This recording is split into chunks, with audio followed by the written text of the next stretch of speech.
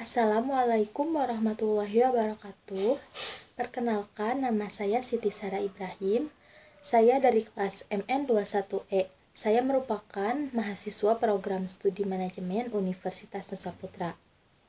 Di video kali ini, saya akan menjelaskan atau membahas materi pertemuan pertama mata kuliah akuntansi manajemen mengenai peran, sejarah, dan tujuan akuntansi manajemen dengan dosen pengampu Bapak Gustian Juanda. Jangan lupa simak sampai akhir. Nah, seperti yang sudah saya jelaskan di awal, jadi saya akan menjelaskan mengenai peran, sejarah, dan tujuan akuntansi manajemen.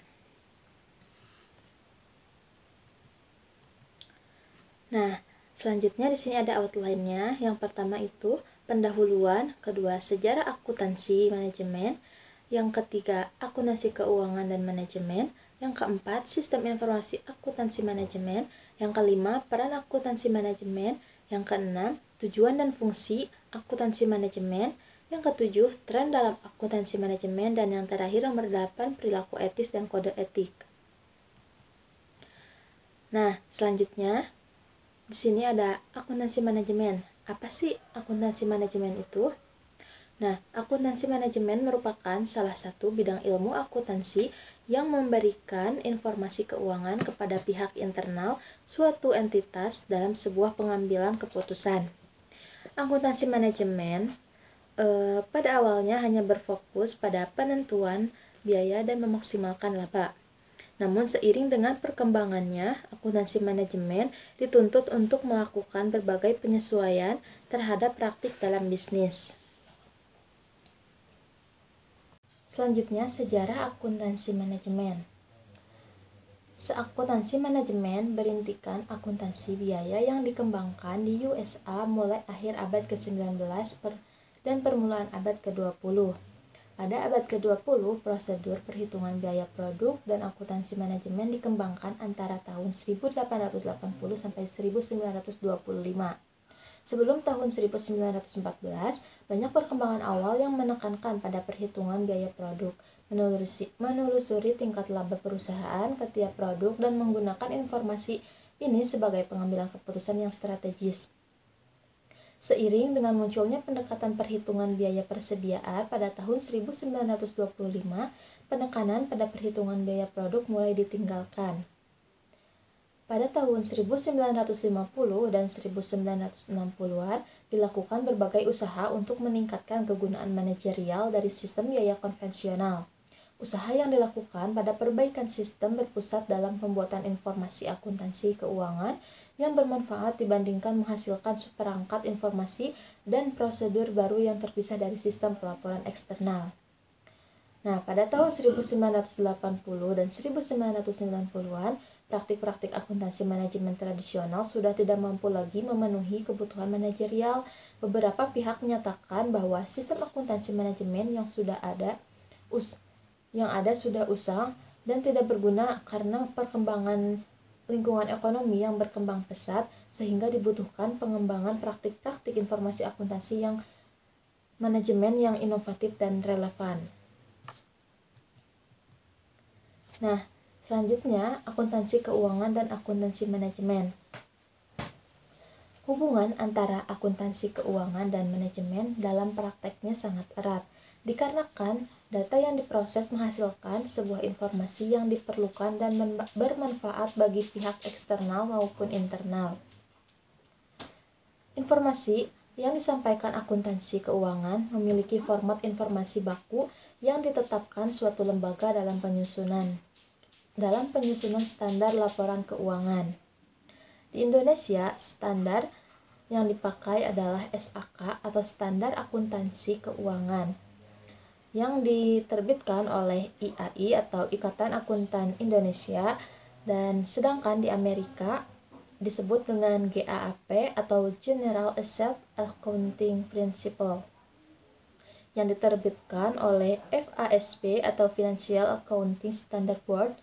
Laporan keuangan yang disampaikan oleh perusahaan terlebih dahulu dilakukan audit oleh akuntan publik agar laporan dapat dipercaya. Selanjutnya, sistem akuntansi keuangan dan manajemen tidak dapat dihasilkan dari satu sistem saja karena keduanya sangat berbeda. Nah, alasannya terdapat 4, yaitu yang pertama, sistem akuntansi keuangan dirancang untuk menghasilkan laporan keuangan secara keseluruhan. Yang kedua, waktu pelaporan sistem akuntansi keuangan terlalu lama. Yang ketiga, sistem akuntansi keuangan melaporkan sesuatu yang sudah terjadi. Dan yang terakhir, nomor 4, yaitu penyusunan laporan menggunakan asumsi yang berbeda.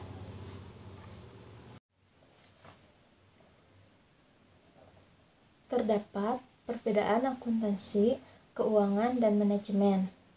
Nah, dapat dilihat dari tabel bahwa perbedaannya itu yang pertama ada pengguna, di mana akuntansi keuangan yaitu pihak eksternal seperti pemegang saham, kreditur, dan lembaga pemerintah.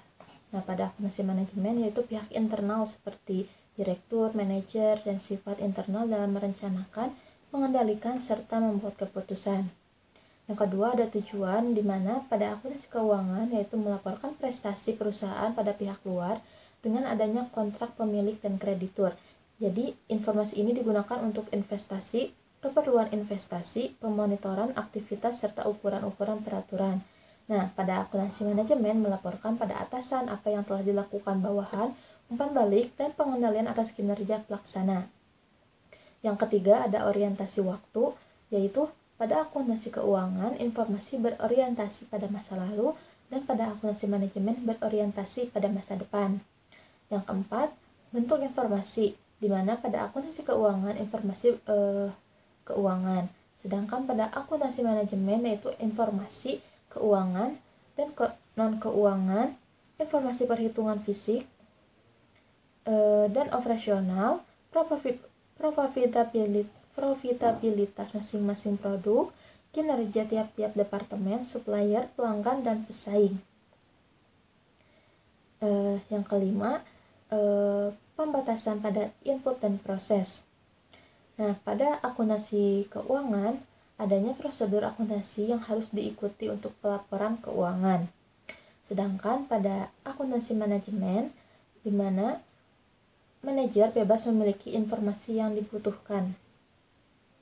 Biasanya, penyediaannya sebagai dasar untuk mempertimbangkan unsur biaya manfaat. Yang keenam, yaitu sifat informasi.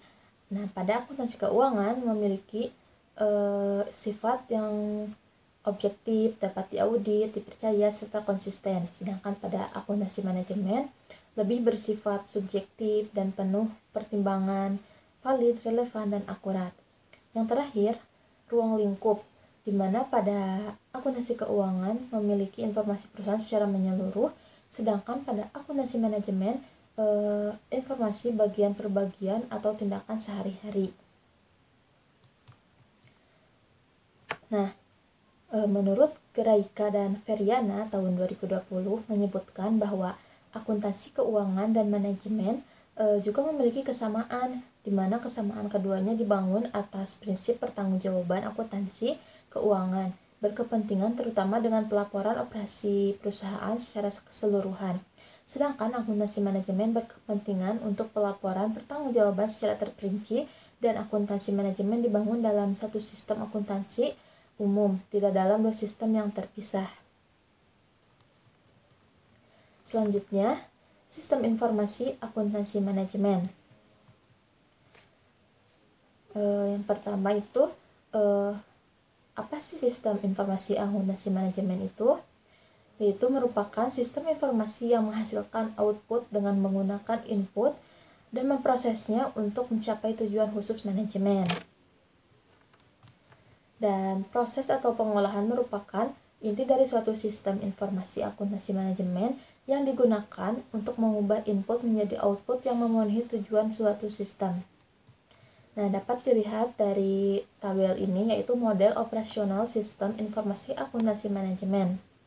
Jadi, berdasarkan model operasional sistem informasi akuntansi manajemen ini dapat dijelaskan bahwa masukan atau input merupakan peristiwa atau kejadian ekonomi yang terjadi akan diproses melalui berbagai kegiatan seperti pengumpulan, pengukuran, penyimpanan, analisis, pelaporan, dan pengelolaan, serta menghasilkan keluaran atau output yang berupa laporan khusus, harga pokok, produk, biaya pelanggaran, biaya pelanggan, anggaran, laporan kinerja, dan komunikasi personal yang pada akhirnya menjadi sumber informasi bagi penggunanya. Nah, informasi yang dihasilkan oleh akuntansi manajemen dapat mempermudah para manajer dalam mengidentifikasi suatu masalah, menyelesaikannya, dan melakukan evaluasi terhadap kinerja yang dimulai dari perencanaan, pengendalian, hingga sampai pada pengambilan keputusan. Selanjutnya, terdapat peran akuntan manajemen. Salah satu peran pendukung dalam suatu organisasi adalah peranan akuntan manajemen. Seorang akuntan manajemen akan bertanggung jawab untuk membantu orang-orang melaksanakan tujuan dasar dari suatu organisasi. Menurut Hilton dan Platt, tahun 2016, peran akuntan manajemen terdapat 4 dalam perusahaan. Yang pertama, menyediakan informasi untuk pengambilan keputusan bagi manajer. Yang kedua, membantu manajer dalam mengendalikan operasi perusahaan. Yang ketiga, memotivasi semua sumber daya manusia dalam perusahaan. Yang keempat, mengukur kinerja departemen dan pimpinan dalam organisasi perusahaan. Nah, di sini juga terdapat tujuan dan fungsi akuntansi manajemen, di mana tujuannya yaitu menyajikan suatu informasi keuangan yang dibutuhkan oleh manajemen perusahaan sebagai dasar dalam mengambil kebijakan atau pengambilan keputusan. Juga di sini terdapat fungsinya, yaitu yang pertama sebagai alat analisis dalam pengambilan keputusan, di mana sebuah keputusan dapat diambil dengan baik dan benar apabila seluruh data dalam perusahaan, baik data kualitatif ataupun kuantitatif, dianalisa terlebih dahulu, terutama data yang berhubungan dengan strategi kepemimpinan. Nah, yang kedua, sebagai sumber data dan informasi keuangan yang relevan. Nah, terjadinya sumber informasi keuangan yang valid dari suatu perusahaan akan menghasilkan sumber data yang dipakai dalam perencanaan, anggaran, dan kegiatan perusahaan di masa mendatang. Melakukan validasi atas kesepakatan bersama antara pihak internal maupun eksternal terhadap sumber data akan menghasilkan suatu dasar dalam pembuatan biaya operasional perusahaan. Yang ketiga, sebagai sumber informasi dalam pertanggungjawaban tingkat manajemen. Nah, tanggung jawab masing-masing departemen dalam perusahaan adalah sama sesuai dengan opsi pekerjaan masing-masing. Nah, dalam proses ini, akuntansi dibutuhkan sebagai sumber informasi untuk mendukung kegiatan dari masing-masing departemen sehingga terjalin kerjasama yang baik, konsisten, dan terencana. Yang keempat, ada koordinasi berbagai kegiatan perusahaan. Jadi, setiap aktivitas yang terjadi dalam perusahaan berjalan secara terpisah. Nah, untuk itu laporan akuntansi sangat diperlukan agar pekerjaan yang dilakukan antar departemen tidak berbenturan satu dengan yang lainnya. Yang kelima itu sebagai arsip audit. Jadi segala bentuk transaksi keuangan sewaktu-waktu akan dibutuhkan oleh pihak terkait dalam proses audit. Nah, untuk mempermudah proses audit, akuntansi manajemen dapat dijadikan sebagai arsip. Oleh karena itu dibutuhkan petugas yang kompeten dalam bidangnya agar dapat ditangani dengan baik. Yang terakhir, mengukur dan mengawasi kinerja setiap perusahaan. Jadi pada dasarnya, tugas dari manajemen adalah melakukan pengawasan terhadap kegiatan yang terjadi di dalam perusahaan. Nah, data-data keuangan merupakan salah satu materi yang digunakan dalam pengawasan. Hal ini dilakukan untuk mengevaluasi kegiatan yang terjadi dalam perusahaan, apakah berjalan baik atau tidak. Selanjutnya, tren dalam akuntansi manajemen. Melihat lingkungan bisnis yang semakin kompetitif, akuntansi manajemen mulai melakukan beberapa perubahan dalam konsep dan praktek-prakteknya. Nah, agar mutu dan produktivitas semakin meningkat serta mampu meminimalisir biaya yang muncul. Beberapa praktik bisnis yang perlu dirubah dalam akuntansi manajemen, yang pertama ada orientasi pelanggan.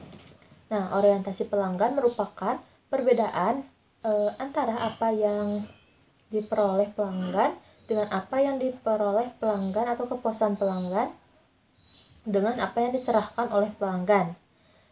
Jadi segala sesuatu yang diperoleh pelanggan disebut sebagai produk total atau total produk. Produk total merupakan seluruh keuntungan yang memiliki wujud atau tidak berwujud yang diterima oleh pelanggan ketika melakukan pembelian suatu produk. Nah, sangat penting juga bagi akuntansi manajemen memberikan informasi tentang pengorbanan dan realisasi pelanggan. Hal ini merupakan pembuktian fokus. Jadi hal ini merupakan pembuktian fokus pada nilai pelanggan. Selanjutnya, perspektif lintas fungsional. Nah, perspektif lintas fungsional ini merupakan cara pandang manajemen yang tidak lagi melihat proses penambahan nilai yang terjadi di suatu fungsi terpisah dari proses penambahan nilai yang terjadi di fungsi lain. Proses penciptaan nilai pelanggan yang optimal akan tercapai jika manajemen dalam suatu perusahaan memiliki perspektif yang luas dan tidak terpisah antar fungsi. Akuntan manajemen harus lebih memahami fungsi-fungsi bisnis dari manufaktur atau proses produksi sampai kepada pelayanan konsumen. Selanjutnya, persaingan global. Nah, jadi produktivitas dan kualitas merupakan dua kunci utama dalam persaingan global. Dengan adanya persaingan global, kebutuhan akan informasi akuntansi manajemen lebih baik. Selanjutnya, manajemen mutu total atau TQM. Nah, merupakan pendekatan yang menurut perusahaan menciptakan lingkungan yang memungkinkan produk yang sempurna tanpa cacat dapat dihasilkan. Jadi manajemen mutu total memiliki 4 prinsip, yaitu fokus kepada pelanggan, keterlibatan karyawan, perbaikan yang berkelanjutan, dan sistem yang terintegrasi. Selanjutnya, kemajuan dalam teknologi informasi. Nah, teknologi informasi dewasa ini berkembang sangat pesat. Terdapat 2 kemajuan yang signifikan serta berhubungan dengan teknologi informasi. Kemajuan yang pertama yaitu teknologi informasi mendukung pemanufakturan terintegrasi dengan komputer untuk kepentingan monitoring dan pengendalian operasi. Sedangkan kemajuan yang kedua yaitu adanya penyedia peralatan yang dibutuhkan seperti tersedianya personal komputer, adanya berbagai aplikasi atau software yang dibutuhkan, serta akses jaringan yang cepat. Selanjutnya, kemajuan lingkungan manufaktur. Jadi, kemajuan dalam teknologi informasi berdampak pada lingkungan pemanufakturan. Dampak pada perusahaan ini adalah dengan adanya sistem kalkulasi biaya produk, sistem pengendalian biaya produk, perilaku dan daya, lacak biaya, penganggaran modal, dan praktek akuntansi manajemen yang lain. Selanjutnya, pertumbuhan dan deregulasi dalam industri jasa. Jadi terjadinya persaingan dalam industri jasa dikarenakan meningkatnya deregulasi dalam bidang jasa seperti jasa angkutan udara, jasa keuangan, dan jasa telekomunikasi. Nah, hal ini menarik perhatian para manajer perusahaan sehingga meningkatkan kesadaran manajemen terhadap pemanfaatan informasi akuntansi manajemen dalam hal perencanaan, pengendalian, dan pengambilan keputusan. Dengan perencanaan, pengendalian, dan pengambilan keputusan, dengan adanya hal ini, informasi akuntansi manajemen akan sangat dibutuhkan dalam sektor jasa. Selanjutnya, manajer berdasarkan aktivitas. Jadi, manajemen berdasarkan aktivitas merupakan pendekatan pengelolaan terpadu dan bersistem yang memfokuskan perhatian manajemen terhadap aktivitas untuk meningkatkan nilai pelanggan dan laba yang ingin dicapai. Jadi, dengan adanya pengertian dan pemahaman yang baik terhadap berbagai aktivitas dapat memberikan pandangan yang baik dalam penggunaan pengelolaan, pengendalian sumber daya perusahaan, dan pengetahuan akan peluang adanya peningkatan kinerja dalam perusahaan serta sebagai pedoman yang baik dalam penilaian kinerja perusahaan yang berkesinambungan. Nah, ABM menekankan kalkulasi biaya berdasarkan aktivitas dan analisis nilai proses. Selanjutnya, perilaku etis dan kode etik akuntan manajemen. Praktek akuntansi manajemen berkembang dengan tujuan untuk membantu manajer dalam memaksimalkan laba dan akuntan manajemen yang bertugas untuk membantu manajer dalam hal ini.